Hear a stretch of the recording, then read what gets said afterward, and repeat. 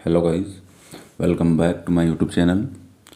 Again आज हम एक न्यू टॉपिक पर डिस्कशन करने वाले हैं जो कि होने वाला है MNS मिलिट्री नर्सिंग सर्विस, जिसमें इंडियन डिफेंस सर्विसेज में आप एज ए नर्स वर्क कर सकते हैं। उसके बारे में हम बात करेंगे। इसमें क्या क्या एलिजिबिलिटी होनी चाहिए, क्या क्या डॉक्यूमेंट रिक्वायर होंगे, आपका क्या क्या टेस्ट होगा, कौन कौन से एग्ज़ाम के थ्रू आप मिलिट्री नर्सिंग सर्विसेज में एंट्री पा सकते हैं।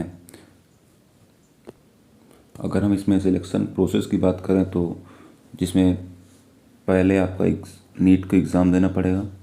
देन दूसरा, नीट के एग्ज़ाम में आप क्वालिफाइड होते हैं तो आपको MNS की एप्लीकेशन की फॉर्म फिलअप करनी पड़ेगी।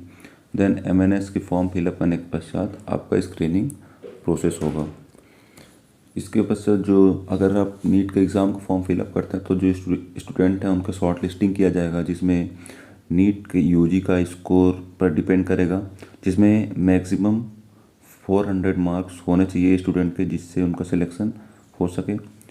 देन सेकेंडली क्या होगा, डॉक्यूमेंट वेरिफिकेशन किया जाएगा स्टूडेंट्स का, जिसमें ओरिजिनल डॉक्यूमेंट्स रिक्वायर्ड होंगे। अगर आपके जो ओरिजिनल डॉक्यूमेंट्स नहीं हैं तो उसको रिजेक्ट कर दिया जाएगा, और जो आप फॉर्म फिलअप करेंगे उसकी ओरिजिनल रिसिप्ट होनी चाहिए, जिससे आगे के प्रोसेस में हेल्पफुल हो सके। अगर हम इसमें स्टूडेंट्स के एजुकेशन क्वालिफ़िकेशन के बारे में बात करें तो उनकी क्वालिफ़िकेशन में क्या क्या होने चाहिए, जिसमें क्लास 12th पास आउट होने चाहिए, जिसमें मिनिमम परसेंटेज 50% होने चाहिए, और जो स्टूडेंट हैं वो रेगुलर होने चाहिए। और जिसमें सब्जेक्ट्स की बात करें तो आपके PCB होने ज़रूरी हैं। अगर आप PCB से बिलोंग नहीं करते हैं तो आप इस MNS के फॉर्म के लिए एलिजिबल नहीं होंगे, जिसमें होगा फिजिक्स, केमिस्ट्री, बायोलॉजी, और आपका इंग्लिश होना बहुत ज़रूरी है MNS के एग्ज़ाम के लिए। अगर हम इसमें एलिजिबिलिटी क्राइटेरिया की बात करें अगर हम इसमें एलिजिबिलिटी क्राइटेरिया की बात करें तो एलिजिबिलिटी क्राइटेरिया क्या क्या होने वाली है MNS में जाने के लिए। फर्स्ट ऑफ ऑल देखते हैं कि इंडियन डिफेंस में अगर आपका MNS में सिलेक्शन हो जाता है तो आपका जॉब का लोकेशन कहाँ कहाँ होने वाला है। आप इंडियन आर्मी में जा सकते हैं, एयरफोर्स में जा सकते हैं, इंडियन नेवी में जा सकते हैं। देन MNS में आपका एलिजिबिलिटी क्राइटेरिया क्या क्या है, जिसमें आप फर्स्ट ऑफ ऑल तो गर्ल्स को ही MNS में सिलेक्शन मिलता है, और वो अनमैरिड होने चाहिए। अगर अनमैरिड नहीं है तो लीगली सेपरेटेड होने चाहिए। वाइडो, जो जिनके हस्बैंड डाई कर गए हैं, वो फीमेल्स भी इस चीज़ के लिए एलिजिबल हैं। डाइवोर्स्ड, अगर किसी भी कैंडिडेट की मैरिज हो चुकी है बट किसी रीज़न से डाइवोर्स हो चुकी है तो वो भी इस चीज़ के लिए एलिजिबल है। देन सेकेंडली हम देखते हैं कि इसकी फ़िज़िकल स्टैंडर्ड क्या क्या होने वाली है, जिसमें हाइट देखेंगे, एज, जिसमें कैटेगरी वाइज एज को कैटेगराइज किया गया, जिसमें आपका एज 18+ होना चाहिए। और हाइट की बात करें तो 152 सेंटीमीटर जनरल कैंडिडेट के लिए होने चाहिए, 147 सेंटीमीटर ST/SC कैंडिडेट के लिए होने चाहिए, और 150 सेंटीमीटर OBC कैंडिडेट के लिए मांगा गया है। अगर आपका सिलेक्शन मिलिट्री नर्सिंग सर्विस में होता है तो जो इंडियन आर्मी है उसके थ्रू आपको 4 इयर्स का BSc नर्सिंग का कोर्स कराया जाएगा, जिसमें आपको फ्री ऑफ कॉस्ट सारी चीज़ें देखने को मिलेगी। जिसमें हम एग्ज़ाम की बात करते हैं, जिसमें आपको कौन कौन से एग्ज़ाम्स के थ्रू सिलेक्शन मिलेगा, जो कि स्क्रीनिंग प्रोसेस के थ्रू होगा।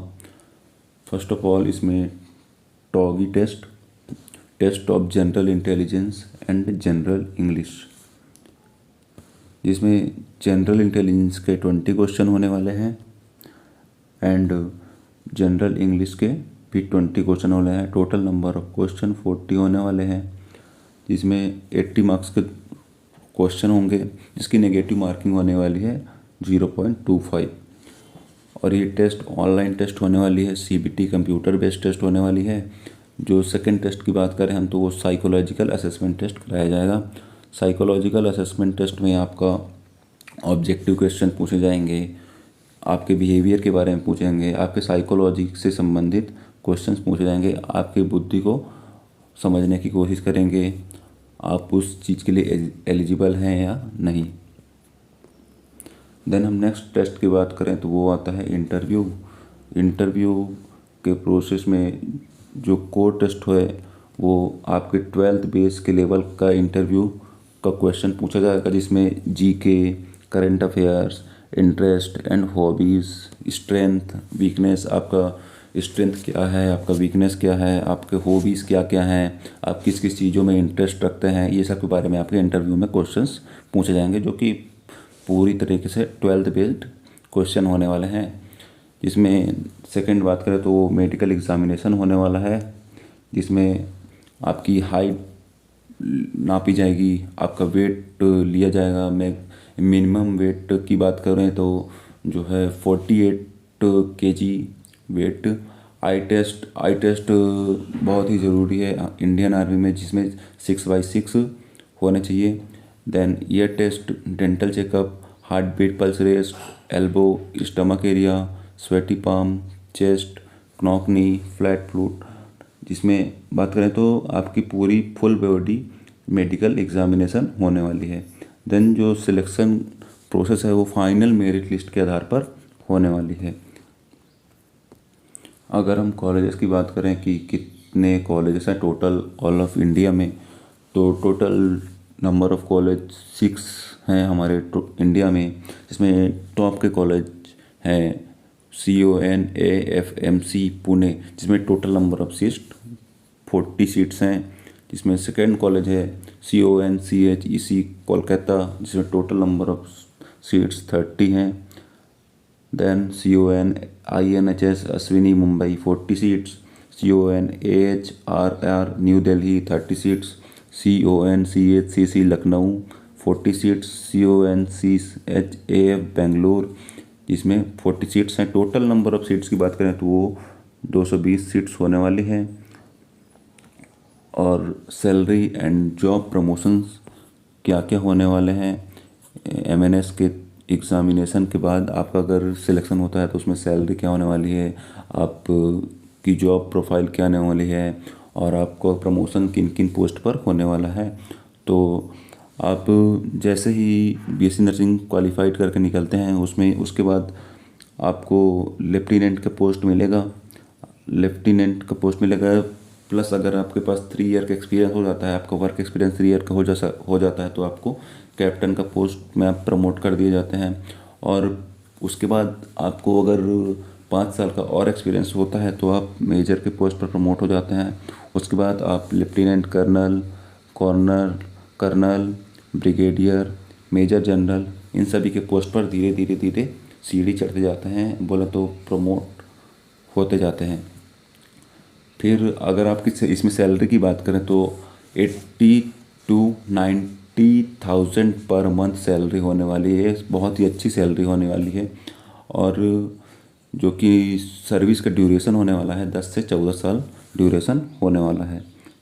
तो ये उन कैंडिडेट के लिए बहुत ही बेटर ऑप्शन है जो MBBS में नहीं जा सकते हैं, या फिर किसी रीजंस के थ्रू उनका मार्क्स नीट में अच्छा नहीं आ रहा है, तो वो मिलिट्री नर्सिंग सर्विस में जाकर अपने सर्विस प्रोवाइड कर सकते हैं। उनके लिए बहुत ही अच्छा अपॉर्चुनिटी रहने वाला है ये।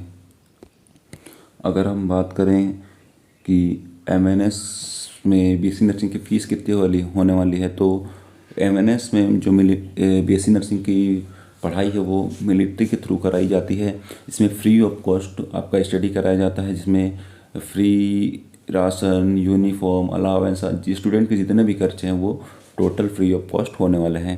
इसका प्रोसेस क्या होने वाला है इसको डिटेल से देखते हैं। जिसमें फर्स्ट होने वाला है आपको नीट UG का एप्लीकेशन फॉर्म फिलअप करना पड़ेगा। आप नीट UG का एप्लीकेशन फॉर्म फिलअप करते हैं, जिसके फॉर्म्स फरवरी से मार्च के बीच में आ जाते हैं, जिसकी एग्ज़ाम्स मई के आसपास में कंडक्ट कराई जाती है, जो कि पेन पेपर मोड में कराई जाती है। इसमें इस एग्ज़ामिनेशन के बाद MNS का एप्लीकेशन फॉर्म ओपन होता है, जो इंडियन मिलिट्री के थ्रू लॉन्च किया जाता है। जिसमें फॉर्म्स की बात करें तो जून जुलाई में इसके फॉर्म्स स्टार्ट होते हैं, जिसमें एग्ज़ाम्स CBT एग्ज़ाम्स के थ्रू कंडक्ट कराया जाता है। स्टूडेंट के लिए बहुत ही अच्छा अपॉर्चुनिटी है कि अगर आप MBBS में किसी कारणवश नहीं जा पाते हैं तो आप MNS में जाकर अपनी सर्विस प्रोवाइड कर सकते हैं, जिसमें फ्री ऑफ कॉस्ट आपका एडमिशन, आपका रहने खाने का सभी चीज़ें फ्री होने वाली हैं और आपकी सैलरी प्रोफाइल भी बहुत ही अच्छी खासी होने वाली है। Thank you. अगर आपको मेरी वीडियो अच्छी लगी, हेल्पफुल लगी तो प्लीज़ लाइक करें, सब्सक्राइब करें और बेल आइकन को दबाना ना भूलें और ज़्यादा से ज़्यादा अपने दोस्तों तक शेयर करें ताकि और लोगों को भी अच्छी इन्फॉर्मेटिव वीडियो मिल सके। अगर इससे संबंधित और भी कोई क्वेरी होती है तो कमेंट बॉक्स में कमेंट करें। Thank you.